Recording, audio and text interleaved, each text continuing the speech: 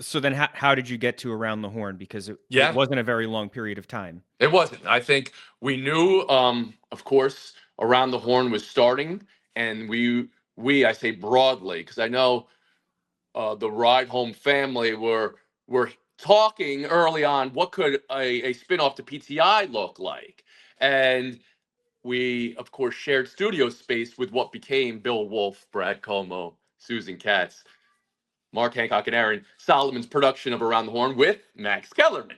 And I knew Max. He had filled in for PTI for some time. He moved down to DC to do Around the Horn. I helped him move in. I carried in a Punch Out arcade game, one of these 5 foot boxes, along with him into his apartment, which was next door to mine, next building over. And I had splinters in my hand from this. So I knew Max. I knew Max a little bit. And of course, when they were going through their first shows in 2002. We were all excited for them and in anticipation for them.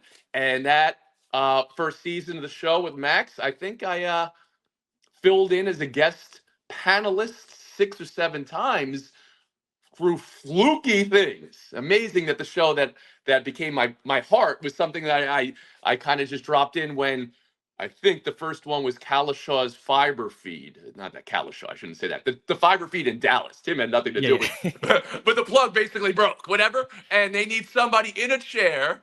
Because at that moment you're thinking, well, we'll still have 4 people on. And here's the guy from the next show. And Stat Boy filled in for a show within the first 100 episodes as a panelist, and I did 6 or 7, and I even filled in for Max 4 or 5 times for a sick day. All of a sudden, I wore Max's suit on TV once. I think that's how sudden these things came to be. Which is to say, I got to be on Stat Boy the week before because I was a ham in the office and they liked my energy.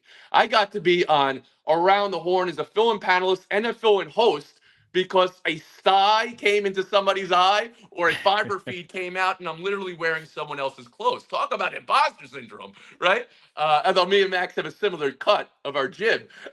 And also, I would never give Max my title over Outer Borough Charm because he's firmly Manhattan. But so long story short, it's season 1 is wrapping up of Horn. It's been 190 episodes or so, I would say. That's Max may have hosted 200 episodes, the first 200, and he's in a contract negotiation. And I saw and I learned things from an interview off O'Dowsing put out recently with Mark Shapiro. And yeah, I was on the other end of another call at about 9 o'clock on a Sunday night during the Super Bowl, maybe earlier, 6 o'clock.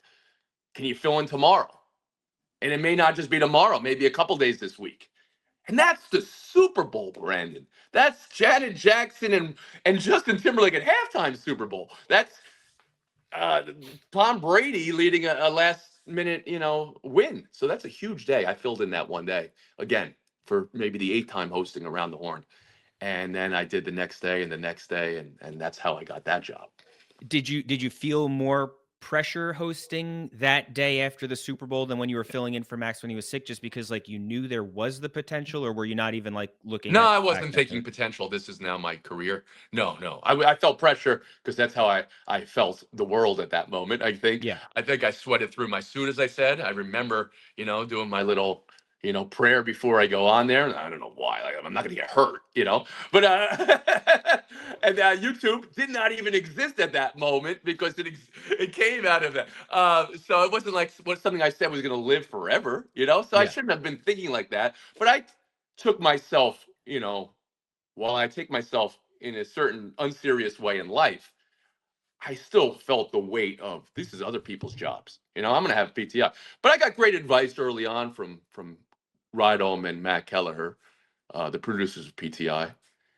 Put your head down, and who knows what comes from this. I wasn't thinking like that, but they told me take a few weeks off of Stat Boy and just focus on this. And I remember ESPN never really having the conversation with me, but bringing in a dream job contestant, Zachariah Selwyn, and I think maybe there was thought they would. I always thought, why isn't Stu Scott hosting this now? Why isn't Linda Cohn hosting this now? Um, and I thought that was coming, but it never came. So maybe I sat out 3 episodes as someone else sat in the chair for a while, and then after that, I had the show And I think I don't know if I ever came to terms for a deal to be host of Around the Horn. It's for a year. I think Oh I was wow. still, yeah. I was. I mean, and they were taking care of me, of course, Yeah, but yeah. it wasn't like I had any long term security, and I wasn't. Right. I mean, it struck me shockingly late in my head. Maybe this is my job. Yeah.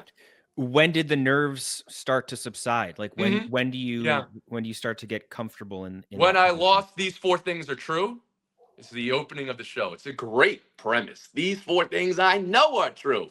Kellerman and Bill Wolf wrote that line, and the show, as it was when I hosted on that first day, February 1, 2004, was very much host Yeah. forward. I think, if I remember, Max I think ended each argument with his take for an extended period of time that was as long as the guys just took, if I remember correctly. Um, that's not the show I wanted to host as a person. Why would a 25-year-old or 25 at that time have the final say again with these Hall of Famers? So once I got that part out, I think I changed the opening part of the show to, you're looking at four sports writers, four emotionally available sports writers, and I'd ask them to make a a mug of some ridiculous in the camera, right? So I literally put it on the four sports writers to start the tease of the show, and then I went from there. Once I was able to do that and say, this is where your focus is, I probably have told the director, John Dursey, take me off, less of me. Those first couple of years, I definitely said that. Yeah. And that wasn't me being humble. That was me still trying to come to grips with the idea of, let's make the focus on the debate. Let's leave mystery to what the scoring is. Let me not explain. You got 3 points for this. You got 2 points for that. And then we moved on from there. So that took a year to kind of evolve that part of the mechanic of the show.